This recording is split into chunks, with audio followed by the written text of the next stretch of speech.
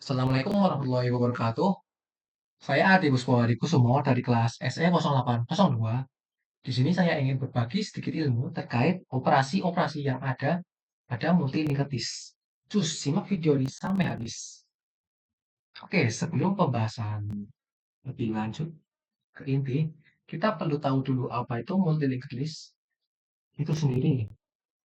Nah, jadi multi-linked disk itu sendiri adalah struktur data linked disk yang memiliki lebih dari satu pointer sehingga dapat membentuk list di dalam list. Jadi di sini ada namanya dua disk. Yang pertama ada yang pertama ada ini parent, yang kedua ada child. Dan ini bentuknya yaitu hierarki bertingkat. Oke, kita lanjut ke topik pembahasan utama kita. Yang pertama itu ada dua metode. Jadi sini operasi itu ada dua metode. Yang pertama ada insert, yang kedua delete. Oke, kita pertama ke metode insert dulu. Yang pertama di sini ada insert first. Oke, di sini kita memiliki sebuah list dan sebuah anak baru. Nah, kita lihat di sini elemen parentnya kan kosong ya. Makanya itu nol. Ketika ingin menginsertkan sebuah anak baru, oke, jadi ini parentnya tipenya ADR kecil, maka kita bertanya harus diinsertkan kemana? Oleh karena itu, jika ingin menambahkan sebuah anak, elemen parentnya harus diketahui. Nah, di sini parentnya itu ADR parent. Nah, ketika diketahui, proses insert itu bisa dilakukan. Oke, untuk insert first sendiri, kita sebenarnya hanya perlu melakukan ini. Jadi first child ini dari parent ADPR ini, kita assign ke child ini, PADR child. Ini adalah proses insert first jika isi parentnya itu kosong ya. Oke, bagaimana jika ternyata parentnya itu sudah ada isinya? Nah, seperti ini. Oke, di sini sudah ada isinya, yaitu 3 anak. Nah, kita sambungkan P ini ke sini dulu, baru nantinya eh, PR ini kita sambungkan ke bagi first child-nya. Oke, ini sambungkan ini dulu, biar tidak putus bawahnya. Lalu kita bisa sambungkan dari parent. Di parent ini, elemen parent ini di sini. Lalu ke sini, sebagai first child-nya. Dan hasil akhirnya tuh seperti ini. Oke, ini kalau kondisinya terus ya. Dan kalau yang tadi nggak lulus. Oke, di sini selanjutnya ada operasi insert last. Jadi di sini kita akan menginsertkan posisi child menjadi elemen terakhir. Nah, ini kan parentnya. Misal nih, parentnya diketahui. Nah, oh ya ini parentnya. Misal parentnya tuh diketahui elemen kedua. Dia tuh udah punya 3 anak. Kemudian kita akan menginsertkan elemen baru yang dipegang oleh P menjadi anak terakhir. Nah, kalau secara visual kayak gini, kita bisa saja membuat next dari elemen terakhir ini menuju ke P ini. Namun pertanyaannya apakah bisa begitu? Itu saja tidak. Jadi elemen ini eh, harus ada pointer ini. Ada elemen yang ada yang memegang elemen terlebih dahulu. Jadi yang pertama kita lakukan itu adalah ini, membuat key. Di key ini kita assign ke first child ini dari elemen PR ini. Lalu key ini kita akan teruskan ke bawah sini, akan terus di looping sampai ke elemen terakhir. Oke, seperti ini sudah berpindah ke elemen terakhir. Lalu kita sambungkan saja next dari ini sebagai last ke P ini. Sehingga last chain-nya akan berpindah ke P ini. Oke, di sini selanjutnya kita akan bahas terkait operasi insert after. Jika teman-teman ingin mengisirkan eh, menginsert afterkan sebuah elemen di anak, di mana parent, di mana di mana kita harus mengetahui di mana parentnya dulu. Nah, karena di sini insert after sebenarnya kita butuh info pack-nya. Ini penting sih. Jadi walaupun parentnya tidak diketahui, dan walaupun parentnya tidak diketahui, yang penting pack-nya ini diketahui dulu.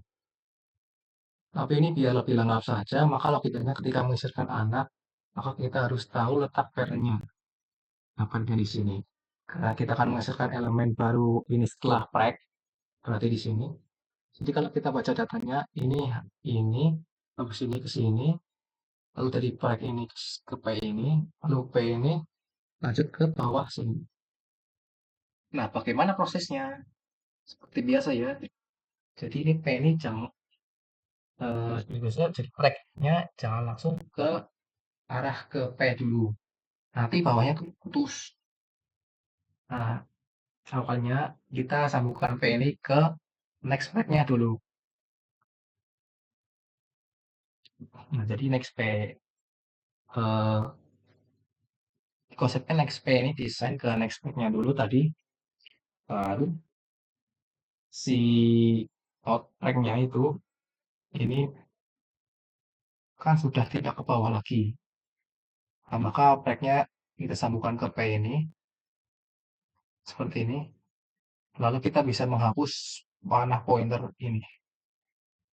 Nah, seperti ini jadinya. Nah, mungkin itu aja untuk insert after. Selanjutnya di sini kita masuk ke metode delete yang kedua. Oke, di sini yang pertama ada ini delete first. Oke, jadi delete first ini kita cari dulu. Seperti biasa cari dulu di mana parentnya. Nah, di sini parentnya elemen kedua, kemudian kita akan delete first. Jadi kita akan menghilangkan anak pertama. Jika ini ya, jadi ini kita akan delete. Konsep delete kalau memang elemennya tidak dihapus, akan disimpan. Maka kita perlu assign dulu pointer P. Nah, pointer P di first child dari node parent ini. Lalu ketika ini hilang, nah maka pointer first-nya udah nggak ke sini, tapi first child-nya itu akan dipindah ke next P-nya, bagian sini. Nah, panahnya akan menuju ke sini. Nah, lalu P ini kita hapus dengan mengunggulkan pointer tersebut. Maka hasilnya seperti ini, hilang. Oke, selanjutnya ada delete last. Nah, seperti biasa ya, eh, untuk parentnya ini saya buat seperti ini. Sini parentnya yang kedua memiliki 4 anak, dan kita akan melakukan delete child yang paling akhir. Gimana caranya? Jadi kita akan memutus ini, jadi ini harus ada pointer di sebelah sini. Agar pointernya bisa ke sini, maka pertama kali harus berada di paling atas dulu. Nah, kita assign dulu nih sebagai key. Key ini seperti biasa di looping ke sini, ke sini, ke sini sampai bawah. Jadi ini ketika tentangannya itu sudah nol, maka bisa berhenti di bagian sini, bagian sini, bagian sini.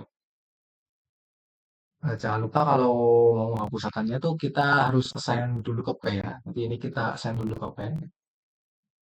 Ininya tadi kita assign dulu ke P. Nah, P ini kita buat nol dan sudah bisa kita hapus.